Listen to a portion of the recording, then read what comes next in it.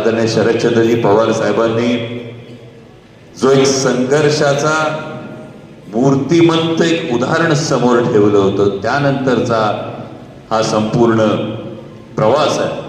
आणि त्यामुळे मी परवा शिरूरलाही म्हणालो की जरी निवडून आल्यानंतर जे सर्टिफिकेट मिळतं त्या सर्टिफिकेटवर नाव जरी माझं असलं तरी हक्क तुमच्या प्रत्येकाचा आहे.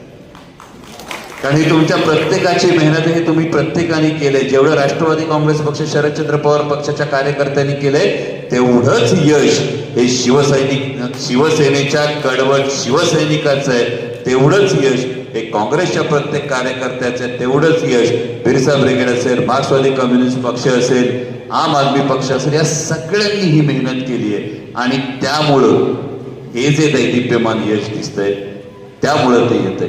आणि जेव्हा इतकं दैदिप्यमान यश दिसतं, विशेषतः